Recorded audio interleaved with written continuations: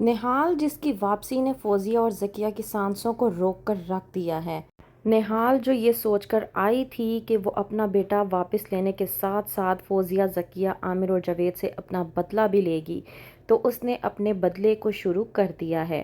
نہال جو کہ مشی بن کر حنین کی دیکھ بھال کے لیے اس گھر میں آ چکی ہے اور ساتھ ہی ساتھ کرتی ہے فوزیہ کو فون یہ بتانے کے لیے کہ میں آج بھی زندہ ہوں۔ فوزیہ یہ بات جاننے کے بعد حیران و پریشان ہو جاتی ہے اور کہتی ہے ذکیہ سے کہ جس لڑکی کو خود ہم نے اپنے ہاتھوں سے مارا تھا اور جسے قبر میں دفنایا تھا وہ واپس کس طرح سے آ سکتی ہے۔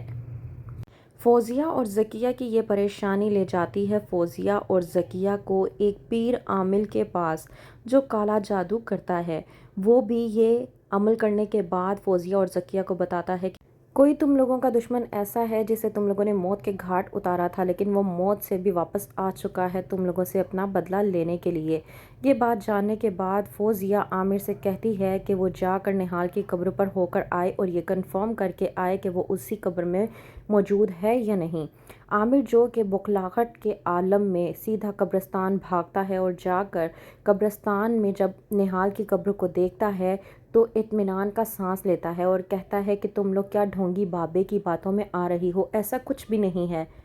وہیں پر دوسری طرف ذکیہ جب عامر سے کہتی ہے کہ آپ بات کو سمجھ کیوں نہیں رہے، ایک طرف شباب نے ہمارا جینا حرام کر کے رکھا ہوا ہے یہ کہہ کر کہ وہ جانتی ہے کہ ہمارے ہاتھ خون سے رنگے ہوئے ہیں، اگر اس نے یہ بات ہمیں کی ہے تو اس کا مطلب یہ ضرور ہے کہ وہ کوئی نہ کوئی بات ضرور جانتی ہے اور جس بات کو لے کر وہ ہمیں دھمکانے کی کوشش کر رہی ہے۔ یہ بات مشی بھی سن لیتی ہے اور وہ بہت زیادہ مسکراتی ہے۔ یہ جاننے کے بعد اسے یہ یقین ہو جاتا ہے کہ شباب بھی ان سب میں انوالو ہے، کہ شباب جس کو یہ سب کارستانی کا معلوم تھا اس نے پھر بھی ان سب کے بارے میں نہ تو کسی کو بتایا اور نہ ہی کسی سے بات کرنے کی کوشش کی۔ وہیں پر دوسری طرف مشی جب جاتی ہے شباب کے پاس تو شباب کہتی ہے کہ زوار شاہ نے مجھے بالکل درست کہا تھا، مجھے واقعی ہی میں تمہاری ضرورت تھی حنین کو سنبھالنے کے لیے۔ مشی جو کہ یہ بات سننے کے بعد خوش ہو جاتی ہے کیونکہ اسے اپنے بیٹے حنین کے ساتھ وقت گزارنے کا موقع مل جاتا ہے۔ وہیں پر ڈاکٹر نوید جنہوں نے نہال کو اپنی بیٹی بنا کر اس کا علاج کروایا اور ابھی تک اس کا ساتھ دے رہے ہیں، کہتے ہیں کہ اس گھر میں اگر تم اپنے قدم جمانا چاہتی ہو تو تمہیں اس گھر کے ہر برج کو ہلا کر اپنے آپ کو اس گھر کا ایک فرد ایسا بنانا ہوگا کہ جسے کوئی بھی ہلا نہ سکے۔ اس بات کو مد نظر رکھتے ہوئے مشی کہتی ہے کہ بابا آپ فکر نہ کریں، میں وہی سب کچھ کروں گی جو آپ نے مجھے بتایا ہے۔ وہیں پر اگلے دن مشی جو کہ شباب کی چائے میں نیند کی گولیاں ملا کر اسے سلا دیتی ہے تاکہ وہ اپنے بیٹے کے ساتھ اچھا خاصا وقت گزار سکے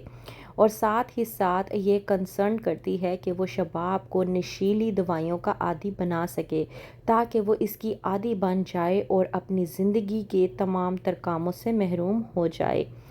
مشی جو کہ ایک ایک کر کے ہر کسی سے اپنا بدلہ لینے کے لیے ہو چکی ہے تیار، اپنا بیٹا تو اس نے واپس پا ہی لیا ہے لیکن اب بدلہ لینے کے لیے نہال کس حد تک جا سکتی ہے یہ جاننے کے لیے دیکھتے رہیے ڈرامہ سیریل ڈائن۔